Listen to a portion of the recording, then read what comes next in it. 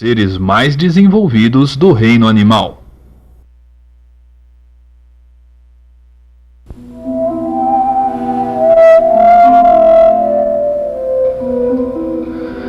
Toda a categoria de vida que compõe os animais chamados de vertebrados está incluída no filo Chordata, mais conhecido como cordados. Na verdade, cerca de 95% das espécies deste filo são vertebrados, sendo considerados como os animais mais evoluídos. Os demais 5% são conhecidos como protocordados, que são os cordados primitivos. Os protocordados não possuem crânio, coluna vertebral e encéfalo. Neste grupo, destacam-se os cefalocordados, que são animais marinhos como o anfioxo. Os hemicordados, como o balanoglossus, animais de 10 a 15 centímetros que vivem nas águas rasas de mares quentes e cavam túneis na areia. E os urocordados, como a assídia, outro animal marinho que vive fixo a rochas próximas das regiões costeiras. Mas são os animais cordados que serão tratados com mais atenção neste volume. Eles possuem algumas características básicas presentes pelo menos em uma fase do seu ciclo de vida, que são a presença de notocorda, um cilindro maciço e flexível de natureza esquelética localizado sobre o tubo digestivo e abaixo do tubo nervoso dorsal. Fendas branquiais, que são perfurações nos dois lados da faringe, surgindo durante a vida embrionária, e tubo nervoso dorsal, que nos vertebrados acaba tendo sua parte superior dilatada e formando o encéfalo ou cérebro. Como já vimos, os vertebrados correspondem a 95% de todas as espécies de cordados, caracterizando-se por serem cordados mais evoluídos, apresentando organismos com grande complexidade estrutural. Os vertebrados podem ser divididos em dois grupos: os agnatos, animais que não possuem mandíbula e são agrupados numa única classe, a dos ciclóstomos, e os gnatóstomos, que são os vertebrados que possuem mandíbulas e podem ser divididos em duas superclasses, os peixes e os tetrápodes. Os peixes podem ainda se dividir em peixes cartilaginosos e peixes ósseos, e os tetrápodes em anfíbios, répteis, aves e mamíferos.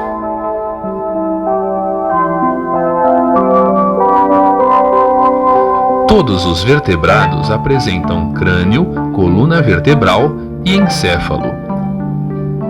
Os ciclóstomos, peixes, anfíbios e répteis são animais pecilotérmicos, ou seja, a temperatura do seu corpo varia conforme o meio ambiente. Já as aves e os mamíferos são animais homeotérmicos, pois a temperatura de seu corpo mantém-se constante apesar das modificações do meio ambiente.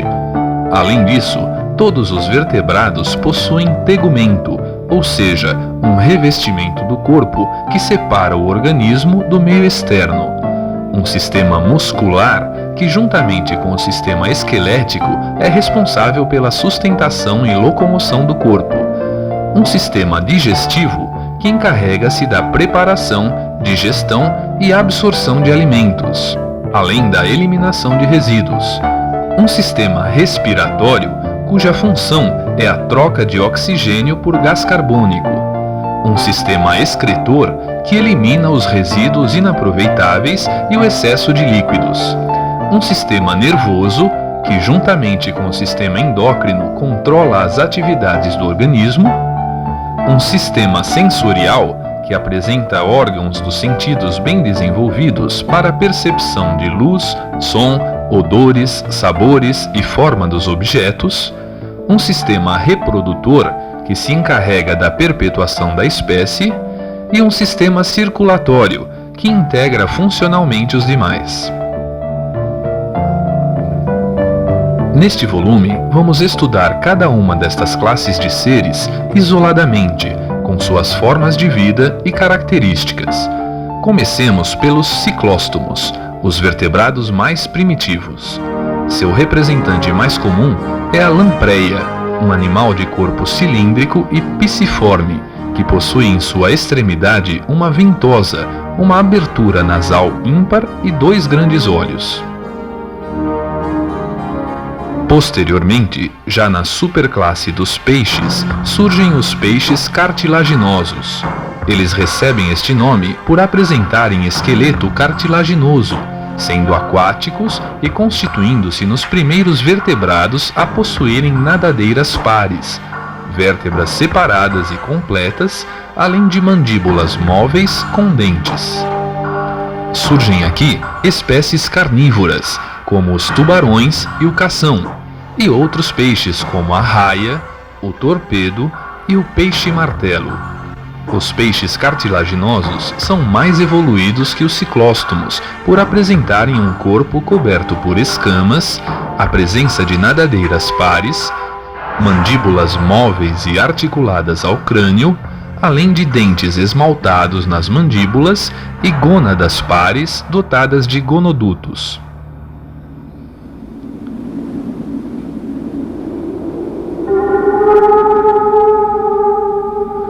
A outra classe de peixes existente é a dos peixes ósseos. Eles recebem este nome por possuírem esqueleto ósseo, constituindo a quase totalidade dos peixes encontrados nos rios, mares e lagos. Como o próprio nome diz, eles diferem dos peixes cartilaginosos pelo esqueleto ósseo e também por apresentarem escamas dérmicas revestindo o corpo, além de fendas branquiais abertas numa cavidade única, coberta por uma placa óssea denominada opérculo, e bexiga natatória. Esta classe inclui uma grande diversidade de peixes, como a pescada, o robalo, a garoupa, o peixe-espada, a tainha, a sardinha, o bagre, o cavalo marinho e vários outros.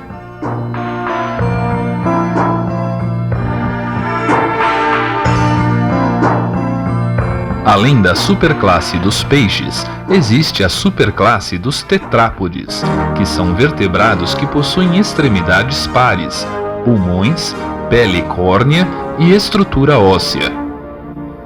Os primeiros tetrápodes que vamos estudar são os anfíbios.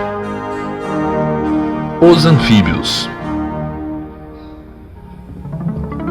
pertencem à classe dos anfíbios animais como o sapo, a rã, a perereca, a salamandra e a cobra cega. Esses animais são chamados de anfíbios por possuírem uma fase larvária aquática e formas adultas terrestres, vivendo em sua maioria em regiões quentes. Foram os primeiros vertebrados a viverem no ambiente terrestre, constituindo-se assim num grupo intermediário entre os vertebrados aquáticos e terrestres. A transição do meio aquático para o terrestre exigiu uma série de modificações em seu organismo, como a substituição de nadadeiras pares por patas, o desenvolvimento de pulmões para respirar o ar, transformações na pele para permitir sua exposição ao ar, alterações circulatórias integradas com a respiração pulmonar e cutânea e aquisição de órgãos dos sentidos que funcionem tanto na água quanto no ar.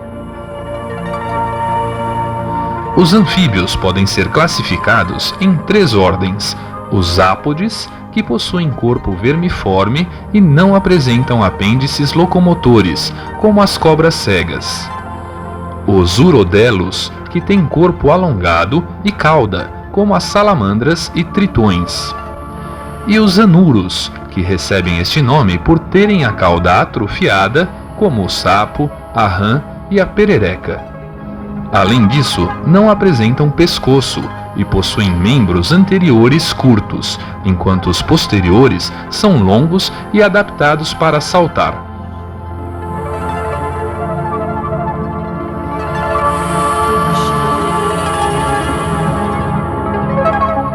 Os répteis.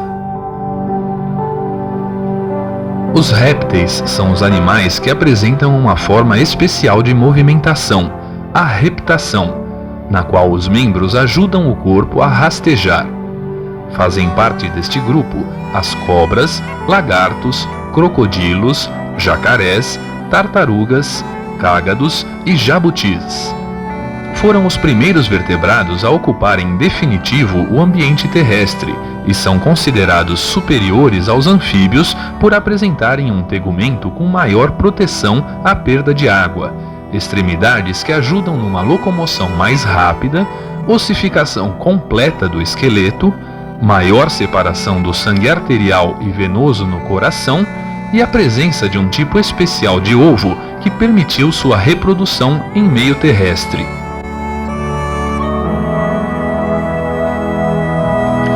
Por serem sensíveis à variação de temperatura, não são encontrados em todos os ambientes, mas chegaram a dominar a Terra por mais de 100 milhões de anos, durante a Era Mesozoica, quando apresentavam espécies como os dinossauros, os maiores seres terrestres e as criaturas mais predatórias de que se tem notícia.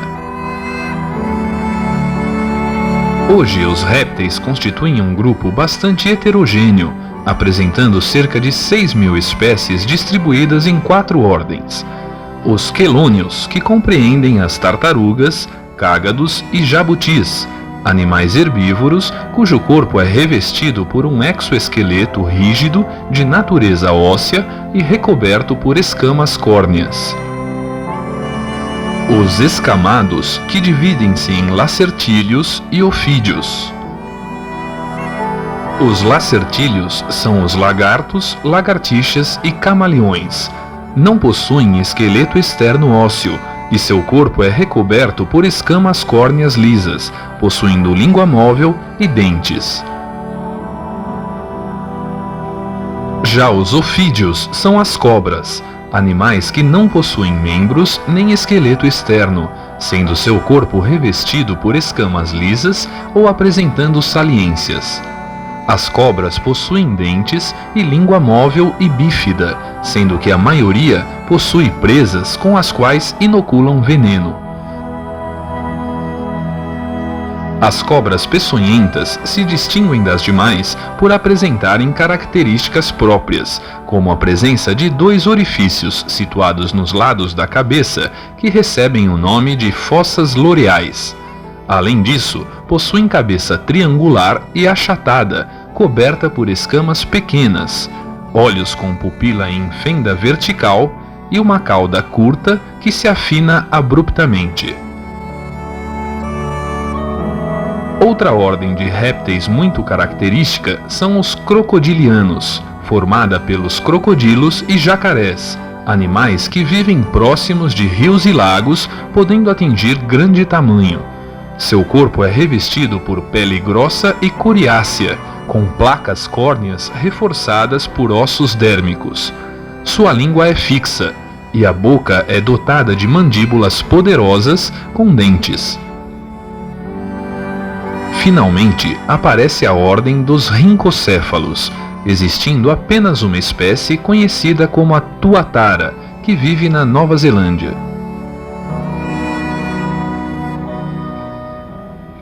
As aves.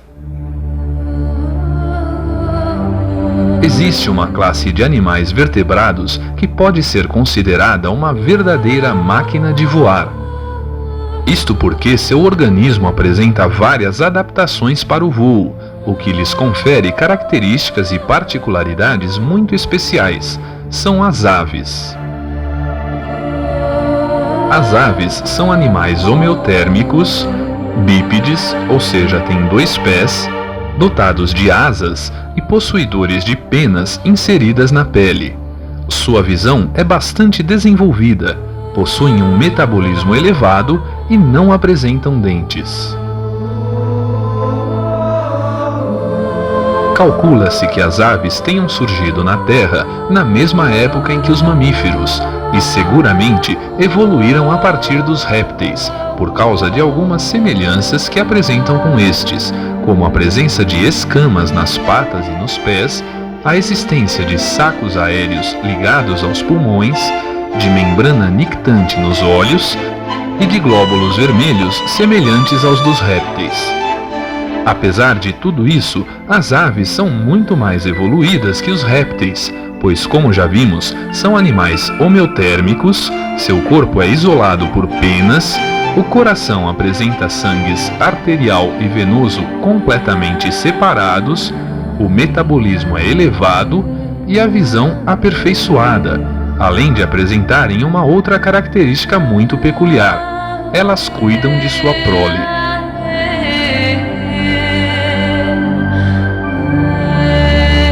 As aves são animais especialmente adaptados para o voo, porque suas penas contribuem para sua aerodinâmica.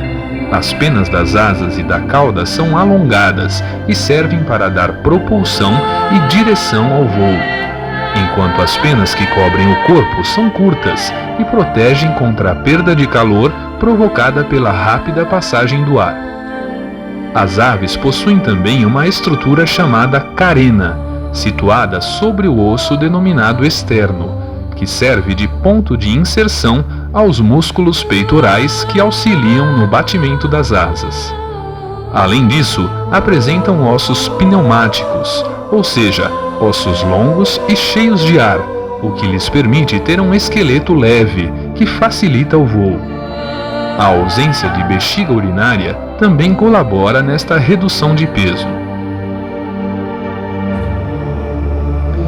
Por serem animais homeotérmicos, acabaram se disseminando por toda a Terra. A independência em relação ambiental explica a existência de aves nos polos, como os pinguins, em alto mar, como as gaivotas, ou em regiões desérticas, como os corvos.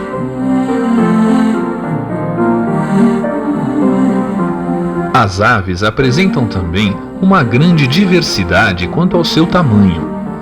A menor ave conhecida é o beija-flor, que possui apenas alguns centímetros de comprimento. Por outro lado, o avestruz pode atingir mais de 2 metros de altura. Algumas aves apresentam ainda características bastante interessantes. Elas são capazes de migrar na época do inverno para regiões mais quentes, de forma a fugir do frio, retornando posteriormente ao seu habitat no início da primavera.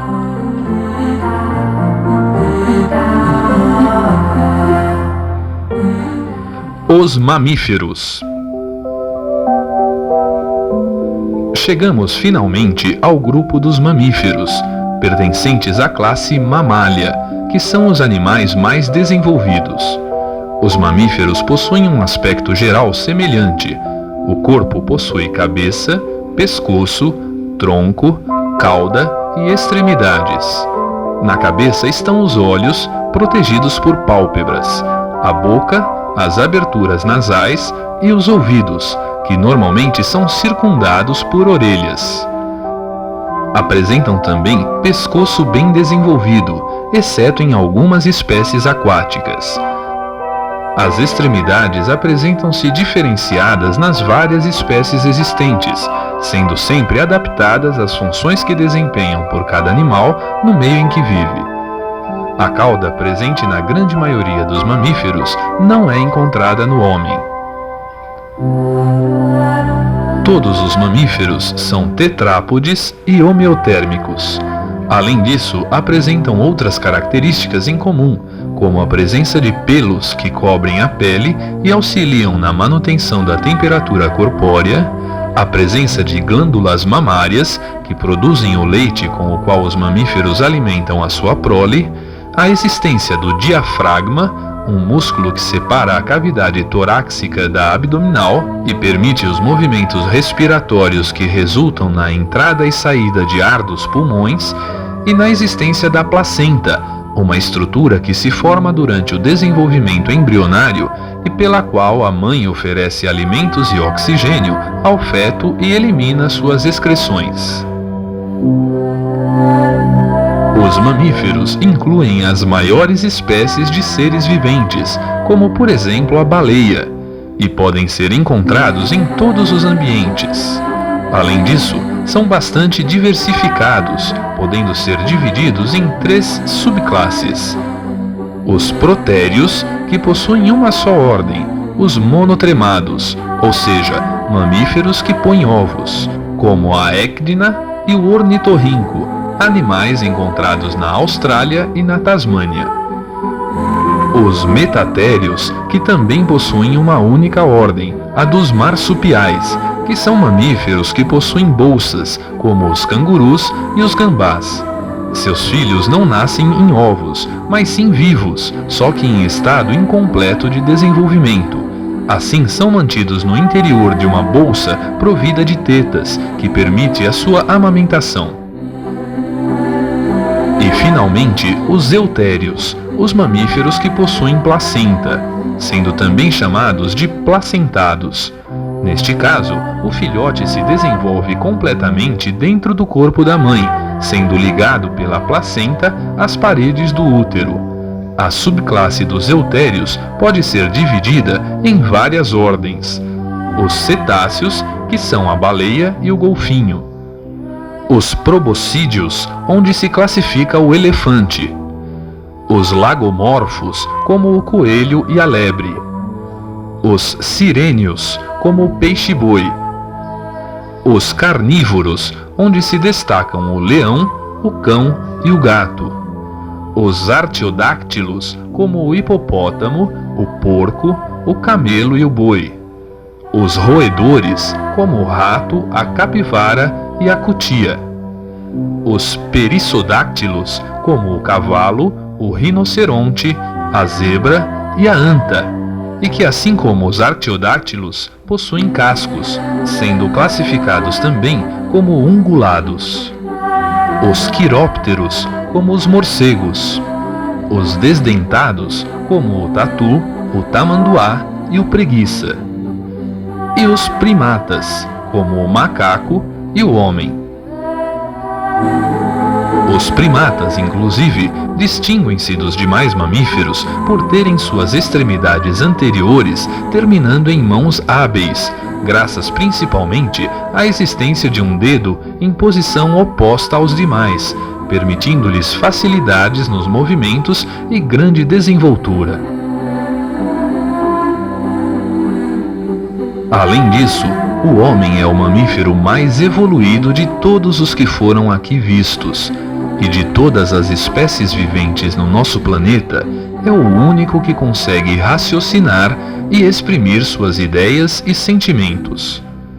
Assim, a partir do próximo volume, vamos estudar essa maravilhosa espécie e tentar entender um pouco do funcionamento desta extraordinária máquina da qual todos nós somos possuidores, o corpo humano.